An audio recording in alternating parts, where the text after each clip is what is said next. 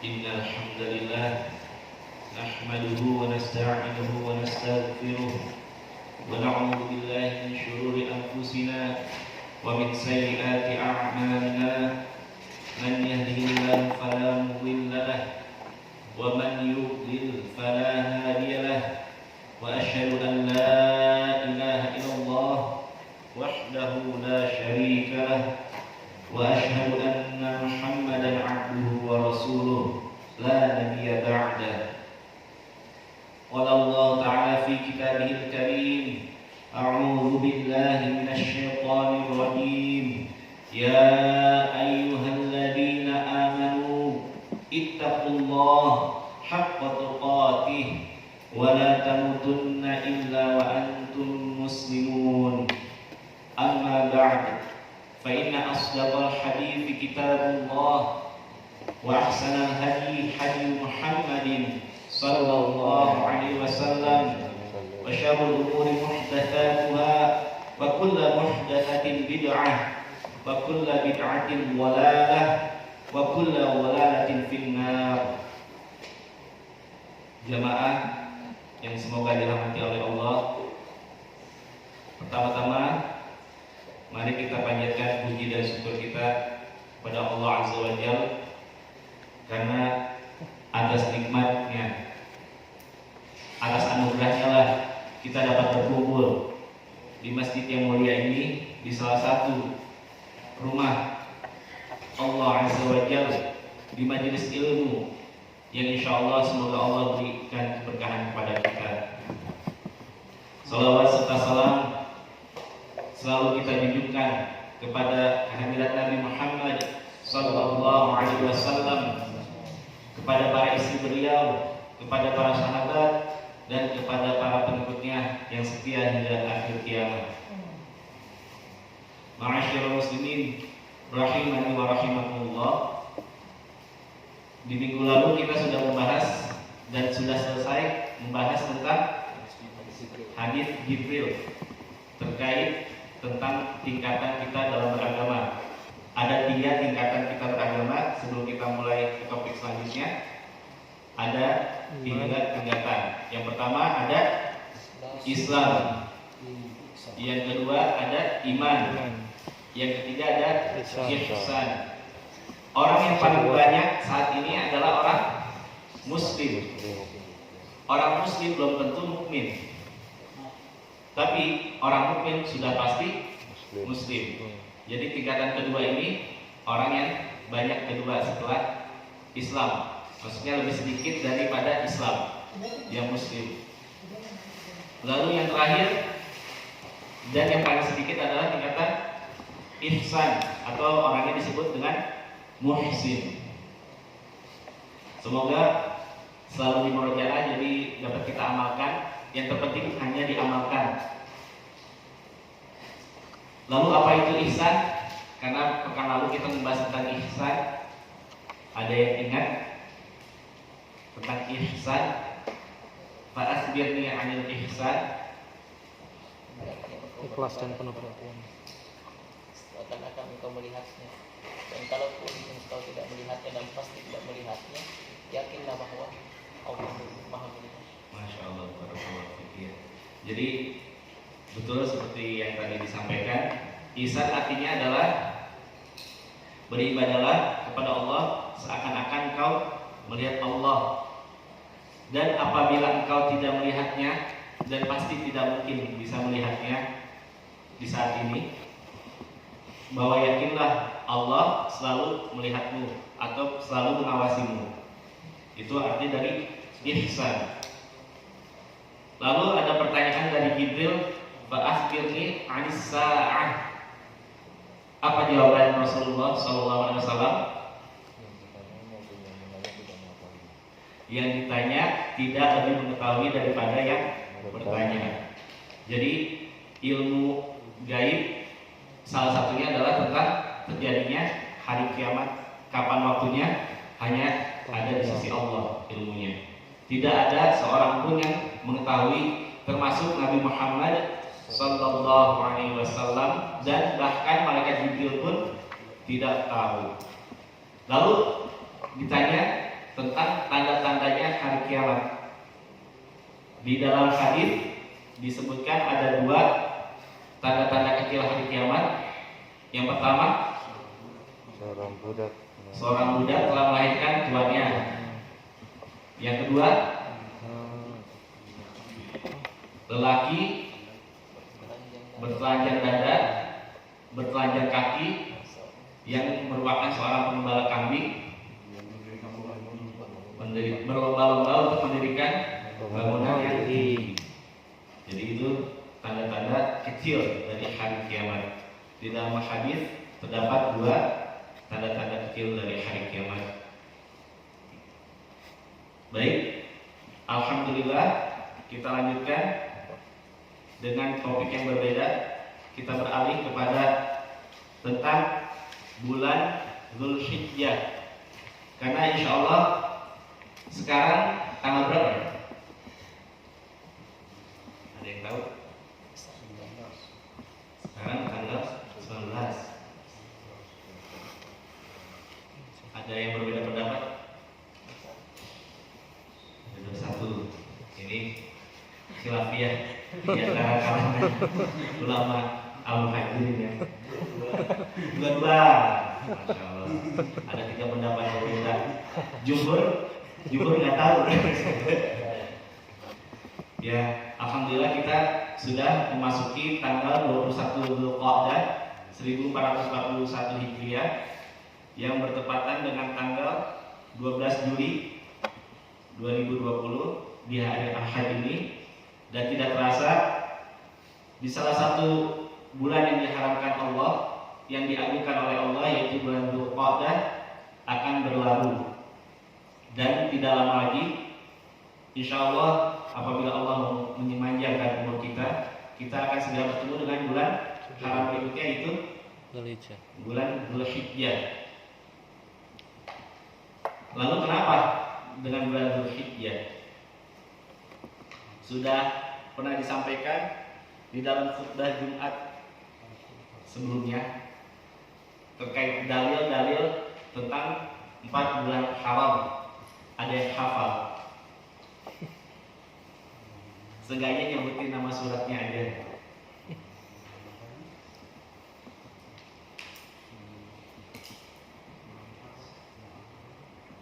Jadi tujuan dari pembahasan ini hendaknya kita mempersiapkan diri kita untuk mengisi waktu yang istimewa menurut syariat agar kita dapat beramal dengan maksimal. Jadi di dalam surat At-Taubah surat ke-9 ayat ke-36, di dalam surat At-Taubah surat ke-9 ayat yang ke-36, Allah Subhanahu wa taala berfirman, "Inna 'iddatash syuhuri 'indallahi 12 syahran." Sungguh bilangan bulan di sisi Allah adalah 12 bulan. Fi kitabillah, dalam ketetapan Allah Azza wa Jalla. Yauma khalaqas samawati wal ard, yaitu pada hari Allah menciptakan langit dan bumi. Minha arba'atun hurum, di dalamnya atau di antaranya terdapat 4 bulan yang haram, 4 bulan yang Allah sucikan dan agungkan. Dzalikat dinul qayyim, itulah ketetapan agama Allah yang lurus. Fala tadlimu fihinna anfusakum, fala tadlimu, janganlah sekali-kali kalian menzalimi, fihinna anfusakum, menzalimi diri kalian pada bulan-bulan atau waktu-waktu tersebut. Di dalam redaksi ayat tidak disebutkan 4 bulan haram itu apa saja. Yang disebutkan 4 bulan haram itu terdapat di redaksi hadis. Sebelum menyebutkan redaksi hadisnya, ada yang sudah hafal 4 bulan haram? Ramadan, Syawal, Dzulqa'dah, Dzulhijjah. Ada lagi pendapat lain? 4 bulan haram yang dimaksudkan di ayat 36 surat At-Taubah ini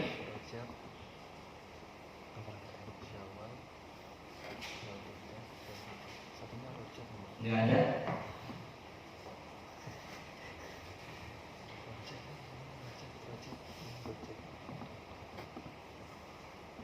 Mau direvisi? Kalau nggak salah harus 5 berarti. di antara itu. Jadi diperjelaskan oleh Nabi Muhammad SAW yang diriwayatkan oleh muttafaqun alaih, artinya diriwayatkan oleh Imam Bukhari dan Imam Muslim dari Abi Bakrah radhiyallahu anhu bahwa Rasulullah SAW telah bersabda, "Inna zamana qad istadar." Sesungguhnya masa itu berputar. Kahayatihi yauma khalaqallahu samawati wal ard. Sebagaimana keadaannya semula di waktu Allah menciptakan langit dan bumi. As-sanatu 12 syahran. Setahun itu ada 12 bulan. Minha arba'atun hurum. Di antaranya termasuk 4 bulan yang haram, yang diagungkan. Thalathun mutawaliyatun. Yang 3 itu berurutan. Tadi yang 3 berurutan. Apa tadi? Yang Syawal, dari Ramadan ya? Ramadan, Syawal, Dzulqa'dah. berarti 4-4 itu berurutan. Revisi. Revisi. Berarti Ramadan enggak? Ramadan enggak? Jadi di sini disebutkan Thalathun mutawaliyatun, yaitu Dzulqa'dah, berarti dimulai dari Dzulqa'dah 1, yaitu bulan ke-11 di bulan Hijriah. Lalu ada bulan ke-12-nya Dzulhijjah. Lalu bulan pertama Haram. bulan Muharram. Jadi Syawal nggak termasuk, Ramadan nggak termasuk. Lalu yang satunya terpisah yaitu Rajab, yang terdapat di antara bulan Jumadal Tsaniyah dan Sya'ban. Wa Rajab mudharal ladzi baina Jumada wa Sya'ban. Jadi kita sudah mengetahui bulan-bulan haram itu ada 4, yang 3-nya berurutan dan yang 1 terpisah.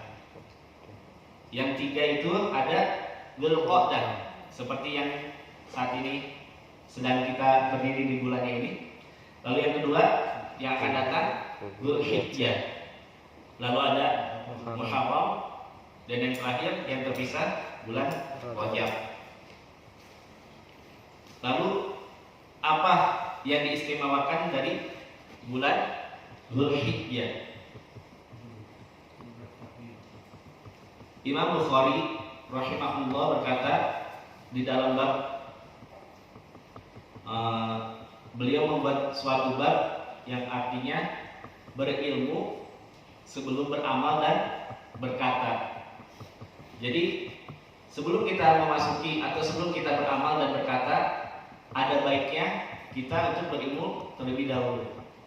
Dan ini saya bahas karena saya harapkan dapat menjadikan bekal kepada para jemaah sekalian untuk memasuki dan mengisi waktu di Dzulhijjah. Adapun bulan Dzulhijjah yang disebut istimewa adalah 10 hari pertama di bulan Dzulhijjah. Apa dalilnya?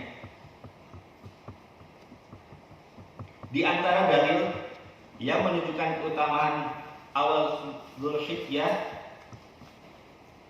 yaitu termasuk kepada tafsiran dari ayat Al-Fajr, ayat kedua.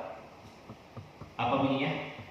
Al-Fajr ayat walayalin ashar, dan demi malam yang 10.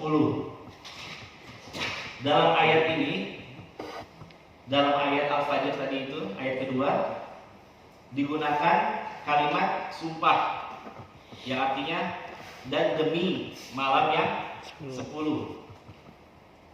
Ini menunjukkan keutamaan sesuatu yang disebutkan dalam sumpahnya, sebagaimana disebutkan oleh Syekh As-Sa'di rahimahullah di dalam kitab tafsirnya. Sebagaimana disebut dalam kitab Zadul Masir karya Al-Imam Ibnul Jauzi, yang dimaksud dengan 10 malam atau 10 hari di sini terdapat 4 tafsiran menurut para ahli ulama tafsir. Yang pertama, yang ditafsirkan adalah 10 hari pertama di bulan Dzulhijjah. Jadi tafsiran pertama dari surat Al-Fajr ayat kedua adalah 10 hari pertama di bulan Dzulhijjah. Lalu yang kedua, ada yang berpendapat 10 hari terakhir di bulan Ramadan. Terdapat 4 tafsiran. Yang pertama, 10 hari pertama bulan Dzulhijjah. Lalu yang kedua, 10 hari terakhir di bulan Ramadan. Yang ketiga, 10 hari pertama di bulan Ramadan.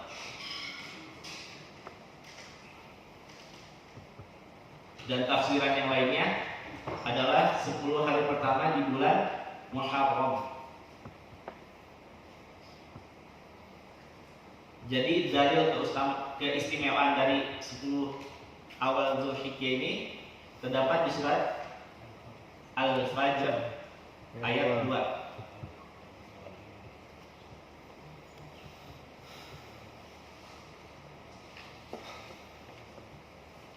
Al-lail, layal, di situ kan wal lail, wal fajri wal layalin ashr, demi malam yang 10. Di situ disebutnya malam. Terkadang di dalam bahasa Arab makna dari al-lail itu juga disebut dengan al-yaum, artinya hari, menunjukkan hari. Sehingga ayat tersebut bisa dimaknakan atau dimaksudkan dengan 10 hari Dzulhijjah, sebagaimana yang disampaikan oleh Syekh Ibnu Utsaimin di dalam tafsir Juz' Amma karya beliau rahimahullah. Ibnu Rajab Al-Hambali rahimahullah mengatakan bahwa tafsiran yang menyebut 10 hari awal Dzulhijjah merupakan tafsiran yang lebih tepat. Dan pendapat ini dipilih oleh mayoritas pakar tafsir dari para ulama terdahulu, dan selain mereka juga menjadi pendapat dari sahabat Ibnu Abbas radhiyallahu anhu. Lihatlah di dalam kitab Lataif Al-Ma'arif. Lalu sebenarnya keutamaan awal Dzulhijjah itu apa dan apa dalilnya, keutamaannya? Sebagaimana telah disebutkan bahwa walayalin ashr, yaitu dipakai dengan sumpah oleh Allah, yang mengisyaratkan bahwa yang dipakai sumpahnya itu merupakan sesuatu yang agung. Selain itu seperti wad-duha, wal 'ashr atau wal fajr. Jadi yang dipakai sumpah itu dilihat dari sisi keagungannya. Termasuk kita umat Nabi Muhammad SAW hanya boleh bersumpah dengan nama Allah. Ini merupakan bagian dari akidah. Tidak boleh bersumpah dengan selain nama Allah. Dan bersumpah dengan selain nama Allah itu suatu tindakan yang batil. Kalau ada yang bilang demi Allah dan demi Muhammad, itu nggak boleh. Bahkan kita bersumpah dengan nama Nabi pun tidak boleh. Hanya demi Allah. Lalu ditegaskan di dalam riwayat yang dirawikan oleh sahabat Ibnu Abbas radhiyallahu anhu bahwa Rasulullah sallallahu alaihi wasallam telah bersabda, "Ma al-'amalu fi ayyamil 'ashr afdala min al-'amali fi hadhihi." Tidak ada amalan yang lebih mulia dari amalan yang dilakukan pada 10 hari pertama bulan Dzulhijjah. Qalu wala al-jihad. Lalu para sahabat bertanya, wala al-jihad, tidak pula bisa ditandingi dengan jihad?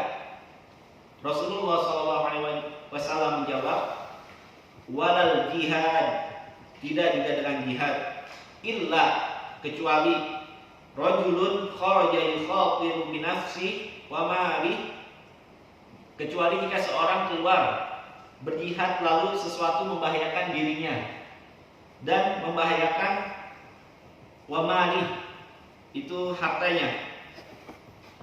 Falam yarji' bi syai', lantas ia tidak kembali dalam keadaan tidak membawa apapun, artinya dia mati syahid.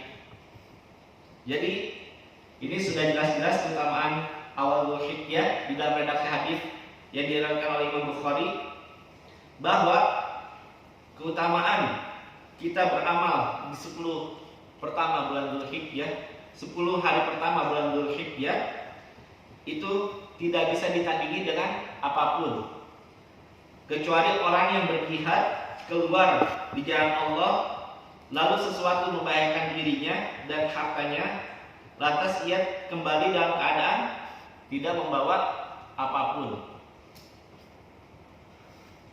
Ibnu Rajab Al-Hambali berkata rahimahullah, hadis ini menunjukkan bahwa amalan di 10 hari pertama Dzulhijjah di sisi Allah lebih disukai dibanding hari-hari lainnya tanpa ada pengecualian.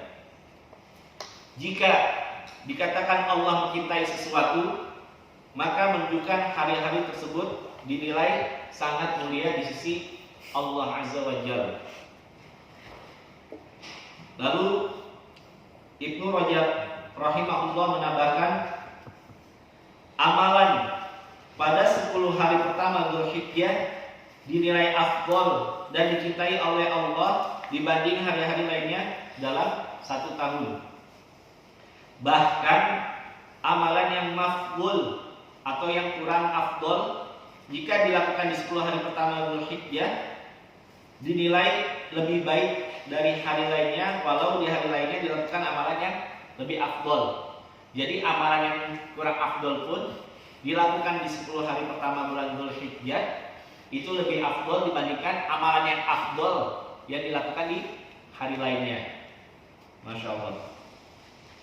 Inilah pemahamannya Ibnu Rajab rahimahullah yang beliau simpulkan dari sabda Nabi Muhammad SAW, tidak pula bisa ditandingi dengan jihad. Selain itu, Ibnu Rajab pun mengatakan amalan yang sebenarnya kurang afdol jika dilakukan di waktu utama, maka ia bisa menandingi amalan afdol. Maksudnya di waktu utama ini adalah 10 hari pertama bulan Dzulhijjah, maka ia bisa menandingi amalan afdol yang dilakukan di hari lainnya. Bahkan amalan yang kurang afdol tersebut bisa bertambah dan berlipat ganda ganjarannya. Jadi sangat disayangkan kalau kita belum tahu ilmunya. Maksudnya belum tahu apa keutamaan atau keistimewaan dari awal Dzulhijjah. Lalu ada pertanyaan, tadi kan ada 4 tafsiran walayalin ashr. Yang pertama apa tafsirannya? 10 hari pertama bulan Dzulhijjah. Yang kedua 10 hari terakhir bulan Ramadan. Yang ketiga 10 hari pertama di bulan Ramadan. 10 hari pertama bulan Ramadan. Dan yang terakhir 10 hari pertama bulan Ramadan. Sedangkan di 10 hari terakhir bulan Ramadan itu ada malam Lailatul Qadar, yang sudah jelas di dalam Al-Quran lebih baik daripada 1000 bulan. Jadi ada pertanyaan, manakah yang lebih utama? Apakah 10 hari pertama bulan Dzulhijjah ataukah 10 malam terakhir bulan Ramadan? Pertanyaan ini dijawab dengan baik dan sangat lugas oleh Al-Imam Ibnu Qayyim rahimahullah di dalam kitabnya Zadul Ma'ad. Beliau memberikan penjelasan terkait pertanyaan-pertanyaan tersebut. Beliau rahimahullah berkata, 10 malam terakhir di bulan Ramadan itu lebih utama dibandingkan dengan 10 malam terakhir di bulan di awal Dzulhijjah. Dan 10 hari pertama bulan Dzulhijjah itu lebih utama dari 10 hari terakhir di bulan Ramadan. Nah, dari penjelasan tersebut ini udah gak rancu sebenarnya. Yang satu ngomongin malam, yang satu ngomongin hari atau siangnya. Kenapa? Jelaslah bahwa 10 hari terakhir Ramadan lebih utama ditinjau dari malamnya. Tapi kalau ditinjau dari harinya atau siangnya, lebih jelas kalau 10 Dzulhijjah, 10 awal Dzulhijjah itu lebih utama daripada 10 siangnya hari Ramadan terakhir.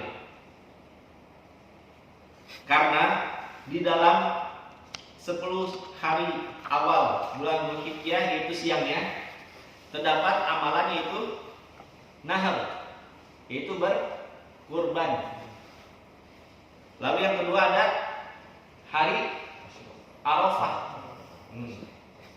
Lalu ada hari yang disebut Tarwiyah, yaitu hari ke-8 Dzulhijjah. Ada sebagian ulama yang mengatakan bahwa walaupun di sini hadisnya dhaif, tapi para ulama bersepakat kalau hadis dhaif itu dapat digunakan untuk fadhail amal, bukan membentuk amalan yang baru.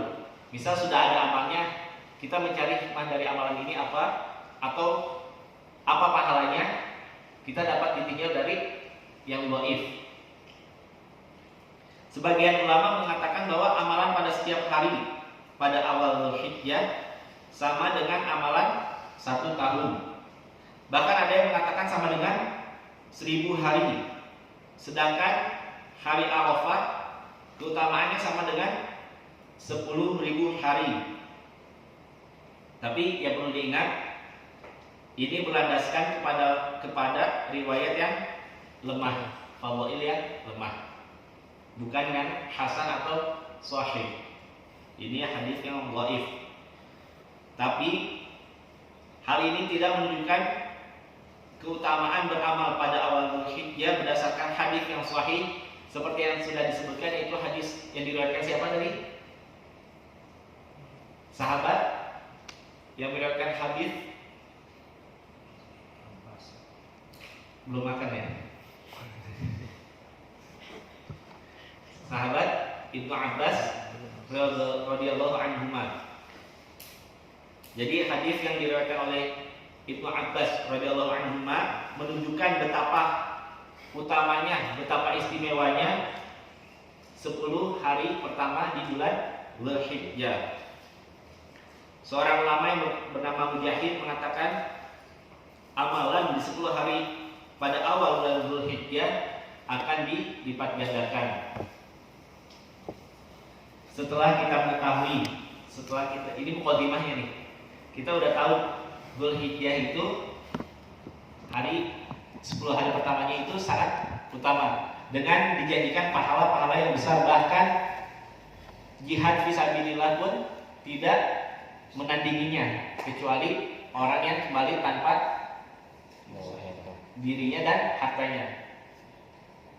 Lalu kalau kita udah tahu, kita akan membiarkan nanti 10 Dzulhijjah ini berlalu, atau ingin beramal, atau bahkan naudzubillah malah bermaksiat.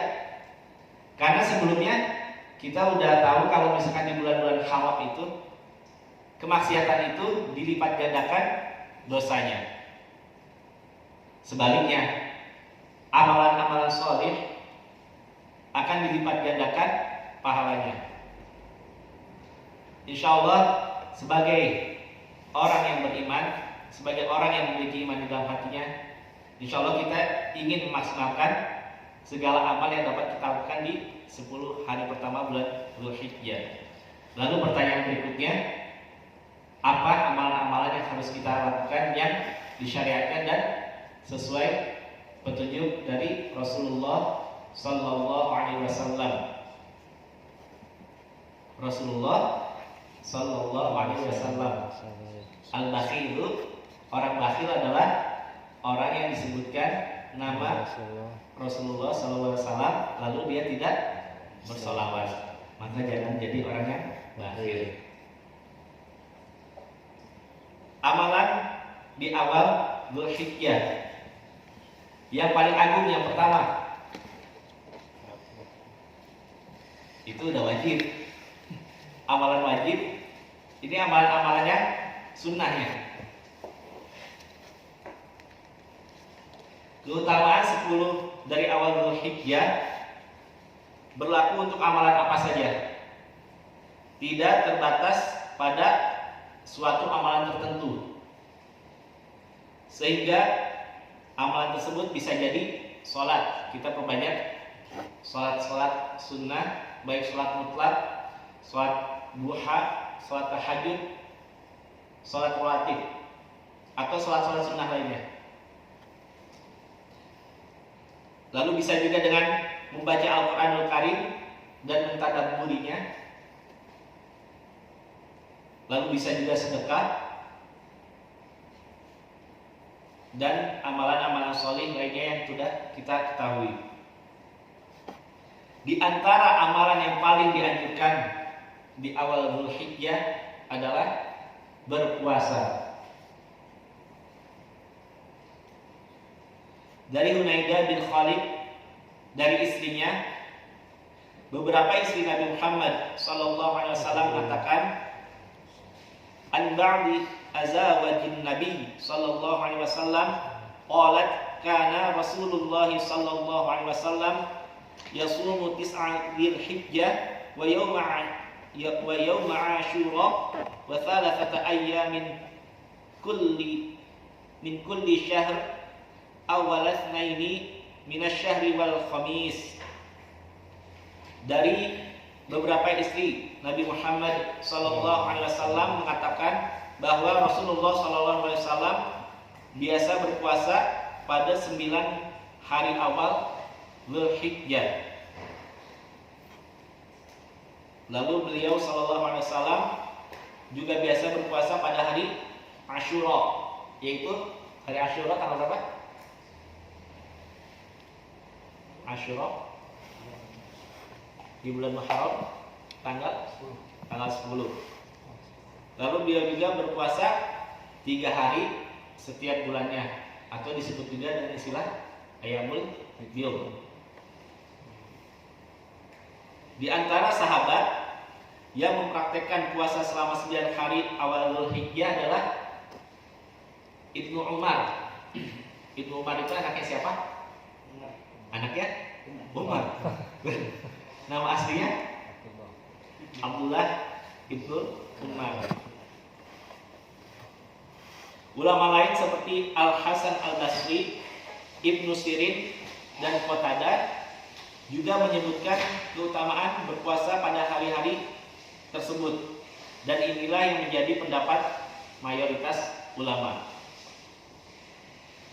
Tapi permasalahannya, ada sebuah riwayat dari Aisyah radhiyallahu anha yang menyebutkan bahwa ma ra'aitu, saya tidak pernah melihat Rasulullah sallallahu alaihi wasallam, Nabi Muhammad sallallahu alaihi wasallam shaiman fil ashri berpuasa di 10 hari awal, maksudnya 10 hari awal bulan Dzulhijjah sama sekali. Jadi ada riwayat yang menyebutkan bahwa Aisyah tidak pernah melihat Rasulullah SAW berpuasa pada 10 hari bulan Dzulhijjah sama sekali. Dan mengenai riwayat ini, para ulama memiliki beberapa penjelasan. Yang pertama, penjelasan dari Ibnu Hajar Al-Asqalani mengatakan bahwa Nabi Muhammad SAW meninggalkan puasa ketika itu, padahal beliau suka melakukannya karena khawatir umatnya menganggap puasa tersebut wajib. Sama halnya kenapa Rasulullah SAW hanya bertarawih di awal-awal bulan Ramadan secara berjamaah. Takutnya disyariatkannya nanti tarawih itu jadi wajib. Hal lainnya, apabila tidak memberatkan umatku, Rasulullah SAW menyukai bahwa umatnya bersiwak. Artinya Rasulullah sangat menyukai hal-hal tertentu dan tidak melakukan secara terus-menerus, ditakutkan bahwa nanti akan menjadi hukumnya wajib. Itu penjelasan dari Ibnu Hajar Al-Asqalani. Lalu Imam Ahmad bin Hanbal rahimahullah menjelaskan bahwa ada riwayat yang menyebutkan hal yang berbeda dengan riwayat Aisyah yang tadi disebutkan. Lalu beliau menyebutkan riwayat Hafsah. Hafsah anaknya siapa? Umar. Kemarin itu Yang dapat hadiah. lupa. Lali. Umar ya. Umar. Iya. Anaknya sahabat Umar Umar Khattab. radhiyallahu anhu, Hafsah. yang mengatakan bahwa Nabi Muhammad SAW tidak pernah meninggalkan puasa pada 9 hari awal di bulan Dzulhijjah. Ini kan bertentangan ya. Sebagian ulama menjelaskan bahwa jika ada pertentangan antara perkataan dari Aisyah yang menyatakan bahwa Nabi Muhammad SAW tidak pernah berpuasa 9 hari Dzulhijjah, lalu ada perkataan dari Ummul Mukminin lainnya yaitu Hafsah yang mengatakan bahwa beliau malah tidak pernah meninggalkan. Yang satu tidak pernah berpuasa, yang satu tidak pernah meninggalkan puasa. Maka yang dimenangkan adalah perkataan yang menetapkan adanya puasa 9 hari Dzulhijjah. Ini dari penjelasan Imam Ahmad bin Hanbal. Itu penjelasan pertamanya. Ada penjelasan lainnya. Imam Ahmad menjelaskan bahwa maksud dari Aisyah adalah Nabi Muhammad SAW tidak berpuasa penuh selama 10 hari Dzulhijjah. Nabi Muhammad SAW tidak berpuasa penuh 10 hari Dzulhijjah, di awal Dzulhijjah. Kenapa? Karena hari ke-10-nya Tidak boleh Idul Adha dan diharapkan untuk berpuasa. Sedangkan maksud riwayat Hafsah adalah Nabi Muhammad SAW berpuasa di mayoritas hari yang ada. Jadi ada yang berpendapat puasanya itu berturut-turut 9 hari. Adapun yang menurut Hafsah, yang menurut Imam Hanbal ini penjelasan dari riwayat Hafsah bahwa Nabi Muhammad SAW itu berpuasa di mayoritas hari 9 tersebut, tapi enggak setiap hari. Jadi hendaklah kita berpuasa di sebagian hari dan berbuka di sebagian hari lainnya. Ini pendapat dari Imam Ahmad bin Hanbal. Kesimpulannya, boleh kita berpuasa penuh selama 9 hari bulan Dzulhijjah.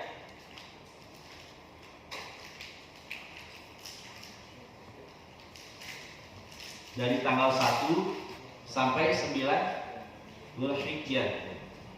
Atau bisa juga dengan sebagiannya. Dan yang paling terpenting, tidak meninggalkan puasa di 9 Dzulhijjah, karena keutamaannya nanti akan dijelaskan khusus tentang hari Arafah.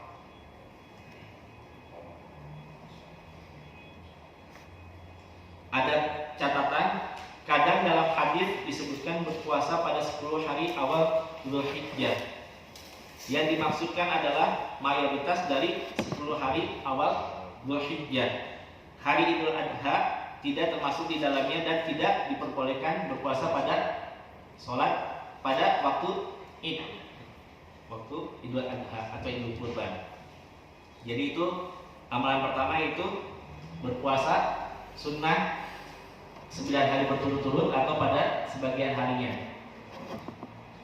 Lalu amalan kedua yang dapat kita lakukan adalah bertakbir dan berzikir.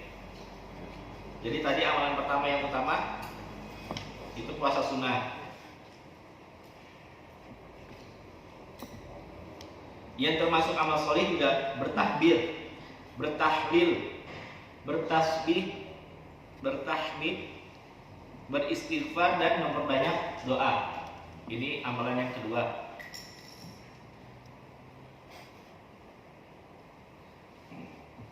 Yang disunahkan itu bertakbirnya dengan mengangkat suara, dengan mengangkat atau mengeraskan suara, baik di pasar, di jalan-jalan, di masjid dan di tempat-tempat lainnya. Tapi yang perlu ditekankan di sini, mengeraskan suaranya bukan dengan pengeras suara sebenarnya. Jadi masing-masing orang bertakbir dengan suara yang lantang. Imam Bukhari rahimahullah menyebutkan, wa qala Ibnu Abbas wadhkurullahi fi ayyamin ma'lumat ayyamul ashri wal ayyamul ma'dudat ayyamut tashrik. Wa kana Ibnu Umar Abu Hurairah yakhrujani ila suq fi ayyamil ashri yukabbiran wa yukabbirun nas bitakbirihima wa kabbara Muhammadun Ibnu Ali khalfan nafilah. Lalu Imam Bukhari menyebutkan Ibnu Abbas radhiyallahu anhuma berkata, berzikirlah kalian kepada Allah di hari-hari yang ditentukan. Hari-hari yang ditentukan yaitu 10 hari pertama di bulan Dzulhijjah. Dan juga pada hari-hari tasyrik. Nah, hari-hari tasyrik itu tanggal berapa ya? 11, 12, 13. 11, 12, 13 Dzulhijjah. Jadi kita diperintahkan oleh Ibnu Abbas radhiyallahu anhu berzikir kepada Allah di hari-hari 10 hari pertama Dzulhijjah dan dilanjutkan pada hari-hari tasyrik. Ibnu Umar dan Abu Hurairah pernah keluar ke pasar pada 10 hari pertama Dzulhijjah. Lalu mereka bertakbir. Lantas manusia yang lainnya pun mengikuti untuk bertakbir. Lalu Muhammad bin Ali bertakbir setelah sholat sunnah. Jadi ada beberapa sahabat yang disebutkan oleh Imam Al-Bukhari. Yang pertama Ibnu Abbas, lalu ada contoh dari Ibnu Umar dan Abu Hurairah, lalu ada contoh dari Muhammad bin Ali untuk bertakbir di hari pertama Dzulhijjah dan hari-hari tasyrik. Yang perlu diketahui, takbir ada 2 macam. Takbir yang Dzulhijjah ini ada 2 macam takbir.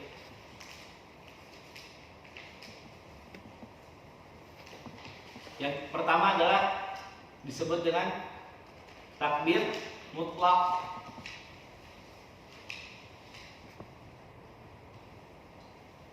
Dan yang kedua takbir muqayyad.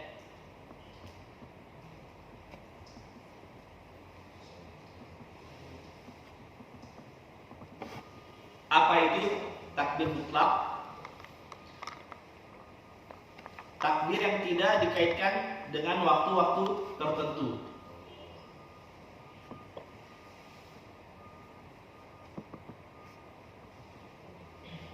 Lalu takbir muqayyad sebaliknya, takbir yang dikaitkan dengan waktu tertentu. Takbir awal Dzulhijjah maksudnya 10 hari terakhir, 10 hari pertama Dzulhijjah itu bersifat mutlak, artinya tidak dikaitkan pada waktu dan tempat tertentu. Jadi boleh dilakukan di pasar, di masjid, saat berjalan, saat berkendara, atau waktu-waktu dan di tempat-tempat lainnya. Takbir tersebut dilakukan dengan mengeraskan suara khususnya bagi laki-laki. Jadi takbir awal Dzulhijjah itu adalah takbir mutlak. Sedangkan yang takbir yang bersifat muqayyad artinya tadi dikaitkan dengan waktu tertentu, yaitu dilakukan setelah sholat wajib berjamaah. Setelah sholat wajib bertakbir. Takbir muqayyad bagi orang yang tidak berhaji dilakukan mulai dari sholat subuh pada hari Arafah. Hari Arafah tanggal berapa? 9. 9 Dzulhijjah. Jadi takbir muqayyad bagi orang yang tidak berhaji dimulai dari ba'da subuh di tanggal 9 Zulhijjah. Misalkan 9 Zulhijjah ini bertepatan dengan tanggal 30 Juli. Berarti tanggal 30 Juli subuh, setelah sholat subuh kita disunahkan untuk bertakbir. Takbir muqayyad, takbir yang berkaitan dengan waktu. Waktunya dimulai dari sholat subuh pada hari Arafah hingga waktu asar pada hari tasyrik yang terakhir. Hari tasyrik yang terakhir tanggal berapa? 13 Dzulhijjah. 13 Dzulhijjah. Mungkin sekitar tanggal 3 Agustus kalau hilangnya pas. Adapun bagi orang yang berhaji beda ya. Tadi orang yang tidak berhaji dimulai dari tanggal 9 ba'da subuh. Adapun bagi orang yang berhaji dimulai dari sholat zuhur di hari Nahar, yaitu di hari Idul Kurban. Dimulai dari sholat zuhur tanggal 10 Dzulhijjah hingga hari tasyrik yang terakhir di waktu asar ya.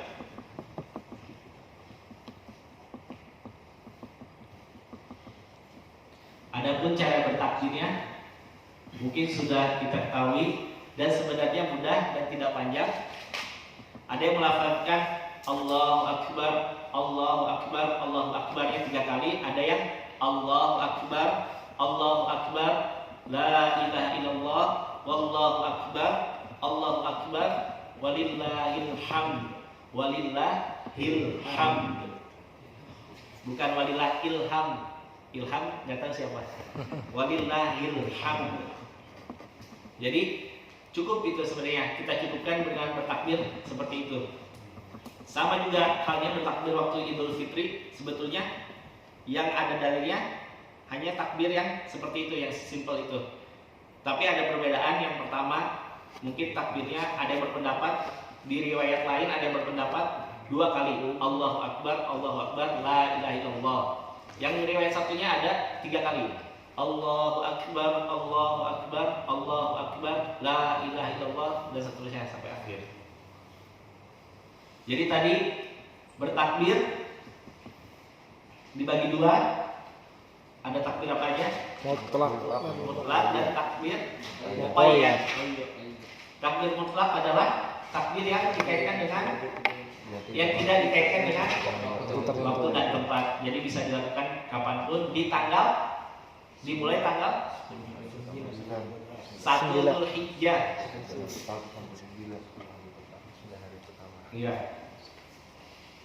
Lalu ada takbir muqayyad. Muqayyad artinya terkait.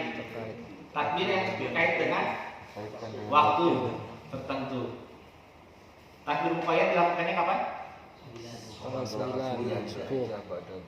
Bagi yang tidak berhaji dimulai dari subuh 9 Dzulhijjah hingga asar 13 Dzulhijjah. 13 Dzulhijjah. Setiap selesai sholat berjamaah. Sholat wajib ya di sini. Setiap selesai sholat wajib berjamaah.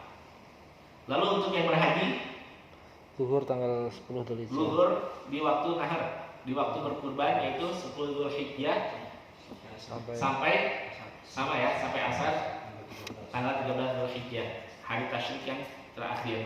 Dan adapun cara bertakbir insyaallah telah makruf, sudah dikenal oleh kita. Mudah-mudahan nanti kita dapat mengamalkan sebanyak-banyaknya. Amin. Dan tidak perlu malu untuk bertakbir di tanggal 1 Dzulhijjah. Karena ada yang beranggapan nanti yang di kuburan nangis, takbirnya kecepatan.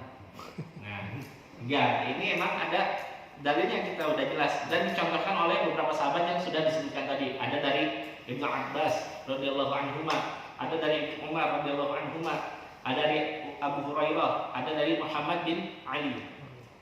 Jadi untuk hari ini mungkin dicukupkan dengan 2 amalan dulu, dan tadi sudah mukadimah keistimewaan Dzulhijjah serta beberapa dalilnya. Semoga insya Allah nanti dapat dijadikan bekal untuk menghadapi 10 hari Dzulhijjah dan hari tasyrik. Insya Allah nanti di pertemuan berikutnya dilanjutkan beberapa amalan. Beberapa amalan ada 6 sebenarnya, ini sedikit lagi. Lalu nanti dilanjutkan tentang puasa awal Dzulhijjah, cara melakukannya tadi sebenarnya sudah disinggung sedikit. Lalu ada beberapa hal lainnya seperti hari Arafah, keutamaan dari hari Arafah. Insya Allah dilanjutkan di pertemuan berikutnya. Wallahu a'lam bishawab. Kurang lebihnya mohon dimaafkan. Kalau ada kritik dan masukan silahkan disampaikan ke saya, karena saya pasti banyak salahnya. Ngomongnya aja balelol kata orang Sunda, ribet. Jadi mohon dimaafkan, yang salah datangnya dari saya dan syaitan, dan yang benar datangnya hanya dari Allah. Dan saya mengharapkan ampunan dari Allah Azza wa Jalla atas segala kekhilafan saya, baik yang disengaja ataupun tidak. Kurang lebihnya mohon dimaafkan. Mari kita tutup dengan doa kafaratul majlis. Subhanallahumma wa bihamdika asyhadu an la ilaha illa anta astaghfiruka wa atubu ilaik. Wassalamualaikum warahmatullahi wabarakatuh.